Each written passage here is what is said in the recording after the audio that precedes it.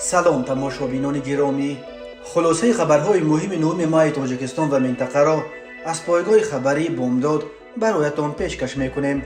شروع میکنیم از یک نگاه کوتاه به سرخط خبر مهم روز در این برنامه. مادر بزرگ میر یوروف، ادوکات زندانی، خانه آمدم و گریه کردم. حبس سروزیر سابق پاکستان عمران خان با اتهام کروپسیا. تحقیقات در پس قرآنسوزی در اروپا گماشته های روسیه ایستاده بودند. بازداشت بلاگر خازبک و دوستان او برای خودنمایی در یک توی در داغستان. بازداشت یک جوانزن 21 ساله برای دزدی پول و تلفن. و اکنون تفصیلات خبرها. پیوندان بزرگ میر یوروف، ادوکات زندانی تاجیک میگویند بعد ارسال یک نامه از داخل زندان او را برای 2 هفته به بازداشتگاه جریموی یا شیزو انتقال دادند. 2 هفته پیش بزرگ میر یوروف از داخل زندان به پیوندانش نامه فرستاده جزئیات پرونده نو علیهش را شرح داده بود. معمولا بازداشتگاه های جریموی یا شیزو اتاق است در داخل زندان که محبوسان را برای نقض قاعده های محبس در شرایط سخت‌تر و تنها نگاه می‌دارند. پورینسا اسحاقова، مادر بزرگ میر یوروف، روز 9 مای در صحبت با رادیو آزادی گفت که 4 روز پیش به پسرش غذا آورد ولی پاسبانان زندان قبول نکردند.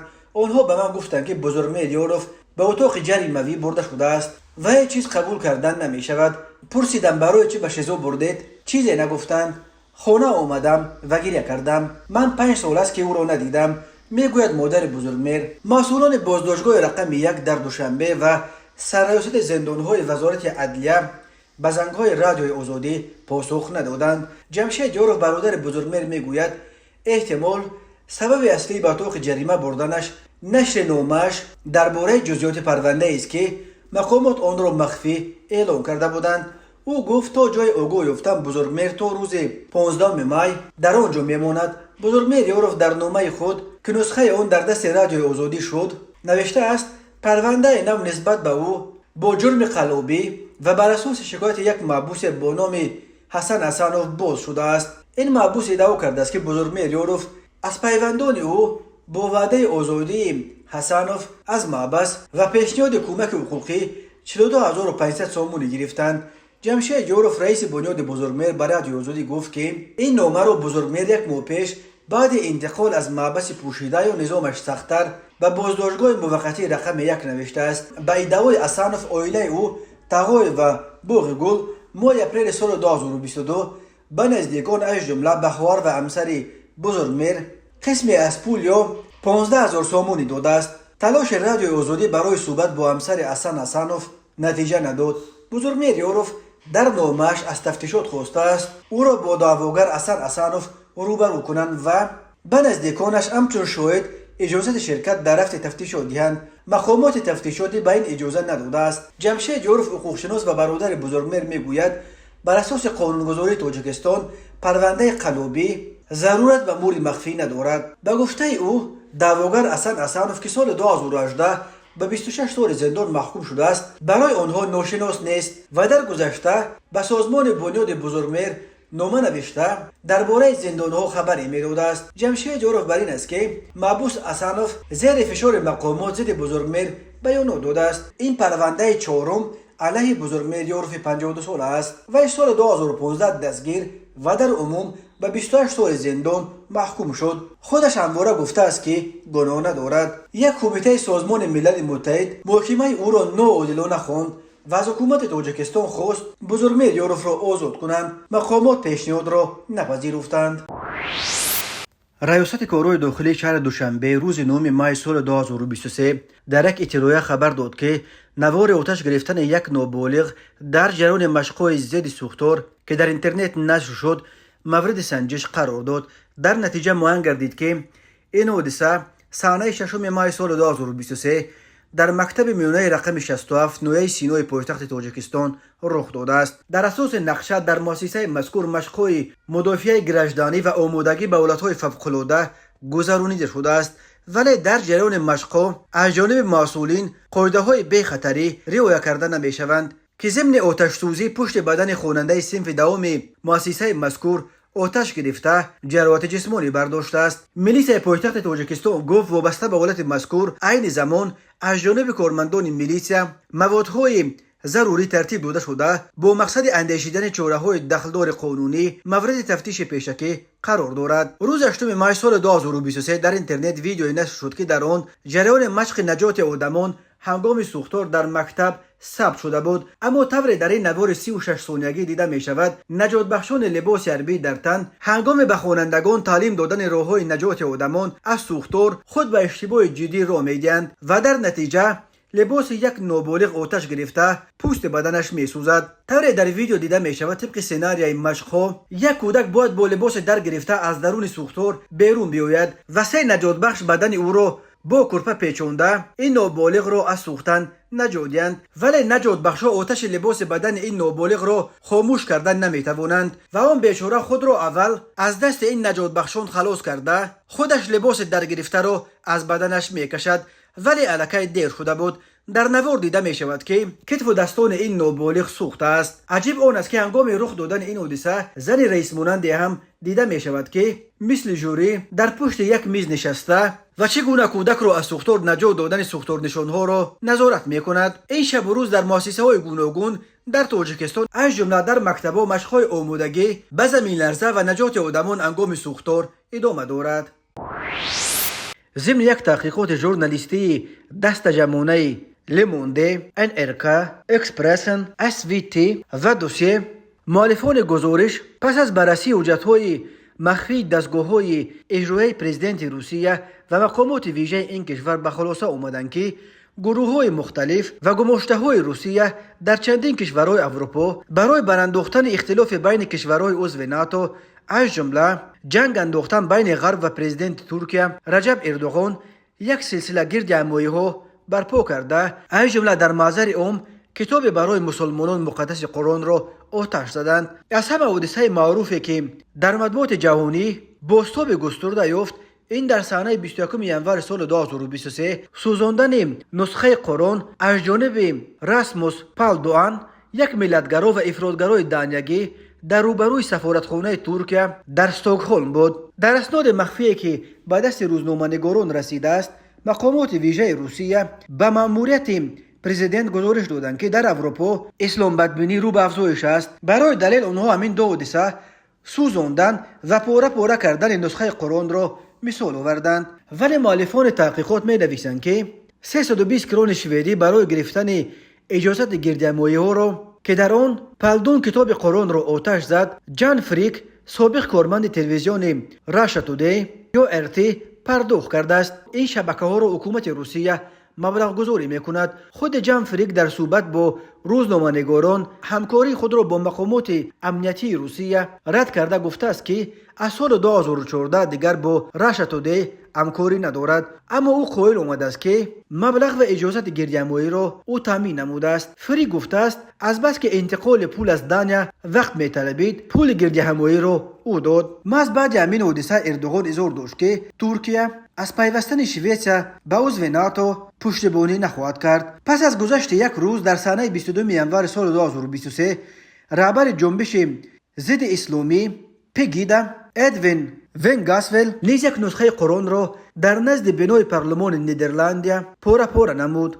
دست داشتن فیسبوک را در حالت دوم مؤلفان تحقیقات معین کرده نتوانستند، ولی می نویسند که پس از تکرارا سوزاندن نسخه قرآن در شهرهای اروپا کارمندان فیسبوک از عملیات اجرا کردهشان به وجد آمده خواستار افزایش چنین چاره‌بینی شدند. بنا به گفته مؤلفان فیسبوک مخصوصا در این گونه تظاهرات کوشش نموده است تا پرزیدنت ترک رجب طیب اردوغان یک اسلامگرای تندرو نشان دهند. از جمله در این اسناد که به دست روزنامه‌نگاران رسیده است گفته شده است باید در نیدرلند گماشته‌های مقامات روسیه پرچم دولتی ترکیه را آتش زده عکس‌های اردوغان را پایمال کنند. هدف از این حمله‌ها برانگیختن خشم اردوغان نسبت به غرب نام برده می شود. نقشه دوم فیسبوک اون بود است که باید گماشته‌های آنها هرچی زودتر مهاجران را در سرتاسر اروپا پیدا نموده با آنها به عوض مبلغ سپارش دهند تا مهاجران در جایهای جمعیتی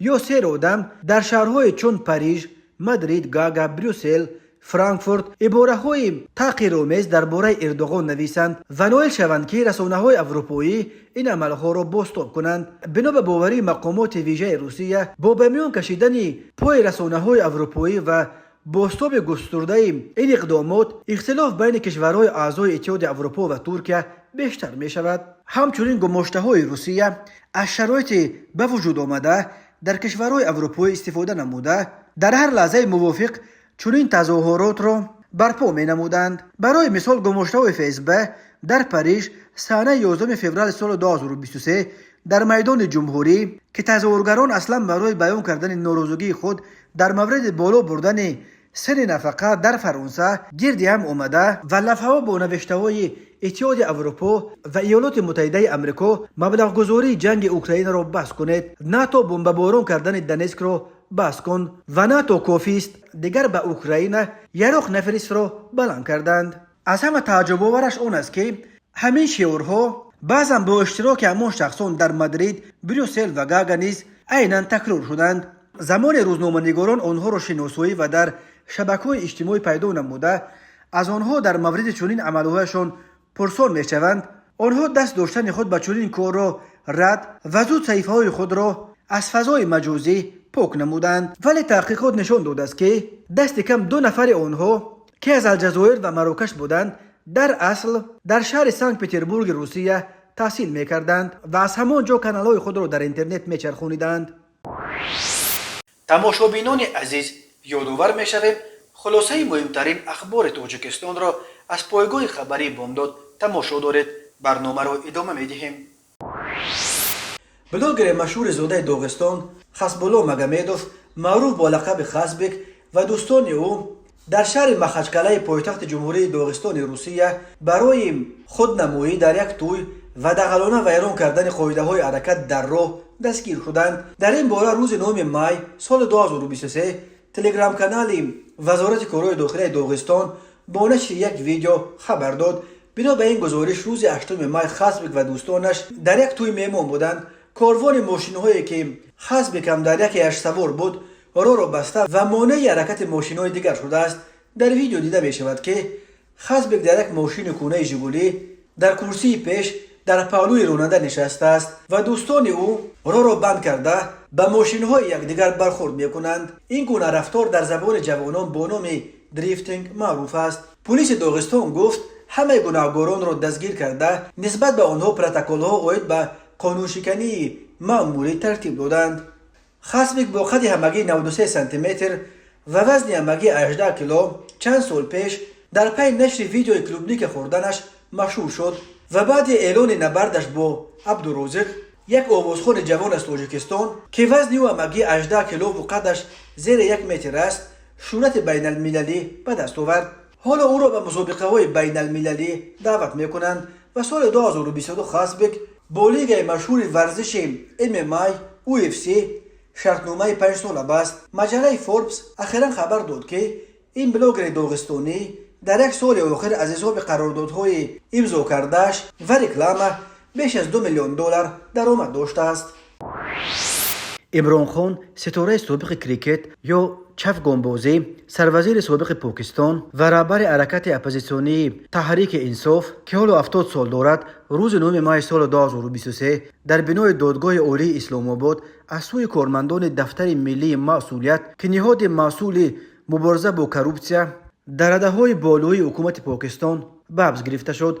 در ویدیوهای نشر شده دیده می شود که اطراف بنای دادگاه عالی اسلام آباد را دهها کارمند پلیس پیچانیدند و کارمندان دفتر ملی مسئولیت عمران خان را از 4 طرف با سپرها احاطه کرده از بنای دادگاه بیرون میبرند و به ماشین زیر پوش رنگش سیاه سوار کرده با خود میبرند. بعداً گزارش آمد که عمران خان الکی به بنای دفتر ملی مسئولیت در شهر راولپیندی، شهری که در کنار اسلام آباد که اکثر اداره‌های دولتی در همین جا جایگیر شدند آورده و او حالا در آنجا تحت بازپرسی قرار دارد. ناظر کل پلیس اسلام آباد دکتر اکبر ناصر خان بازداشت عمران خان را تصدیق کرده به خبرنگاران گفته است که افزا تحت نظارت قرار دارد بنا به خبرها عمران خان به دادگاه عالی اسلام آباد برای آن آمده بود که بار دیگر پرونده های جنایتی به ضدش باز شده پول گرفت بسپارد و شناسنامه بیومتریکیش را پس بگیرند. پس گرفتن شناسنامه به عمران خان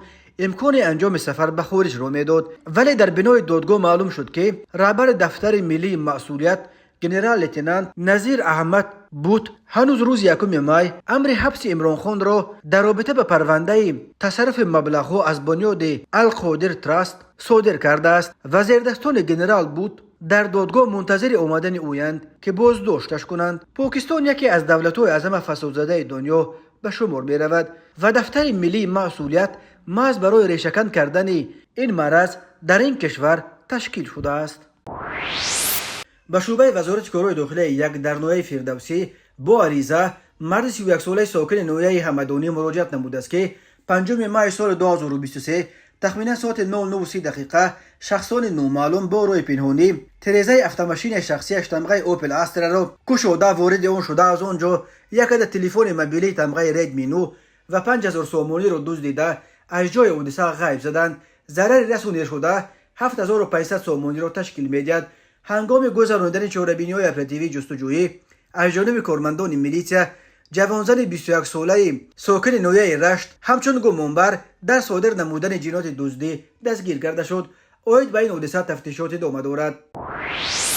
به شعبه وزارت کارهای داخلی در نویه واسه ساکن نویه مذکور خلف اسکندر با عریضه مراجعت نمود که 7 اپریل سال 2023 شخصان نامعلوم از نقطه فروش لباسهایش واقع در بازار خلبق نویه مذکور لباسهای مردانه، زنانه و کودکانه را که مبلغش 8500 سومانی را تشکیل می‌دهد تصرف نموده از جای حادثه غیب میزند. با دایر نمودن چهاربینی‌های اپراتیوی جستجویی کارمندان میلیسیا یک نفر ساکن نویه مذکور شهروند عبدالرحمن باباجان سال تولدش 1982 را با گمان صادر نمودن جنایت دزدی دستگیر نمودند که هنگام پرسش نام برده پوره به گناه خود اقرار گشت. در شعبه تفتیشاتی شعبه وزارت کارهای داخلی در نویه واسه نسبت گمان برشونده با ماده 244 قسم 2 کدکس جنایتی جمهوری تاجیکستان پرونده جنایتی آغاز گردیده تفتیشات ادامه دارد. در نتیجه گذراندن چهاربینی‌های اپراتیوی جستجویی از جانب کارمندان میلیسیا مرد 35 ساله ساکن شهر دوشنبه با گمان صادر نمودن کردار قلابی دستگیر کرده شد. نام برده در دوام سالهای 2018 و 2021 در کوچه مینت با مصلحت پیشکی با دایرکتور شرکت ایوب 2010 مرد 45 ساله ساکن پایتخت با روی فریب به باوری مرد 40 ساله ساکن مشتو در اومده برای خانه استقامتی ساختن از او 363055 سومانی گرفته وعده دادند که در مدت کوتاه خانه استقامتی را ساخته می‌دهند، اما نام بردگان وعده‌اش را اجرا نکرده تا حال مبلغش را برنگردانیدند. از روی حادثه مذکور تفتیشات ادامه دارد. تماشابینان عزیز و گرامی، این بود مرور به خلاصه چند خبر مهم امروز تاجیکستان. خبر و گزارش‌های بیشتر از تاجیکستان و درباره تاجیکستان و اطراف آن را در سامانه پایگاه خبری بامداد در این نشانه پیگیری نمایید: www.bamdad.com. خوش باشید.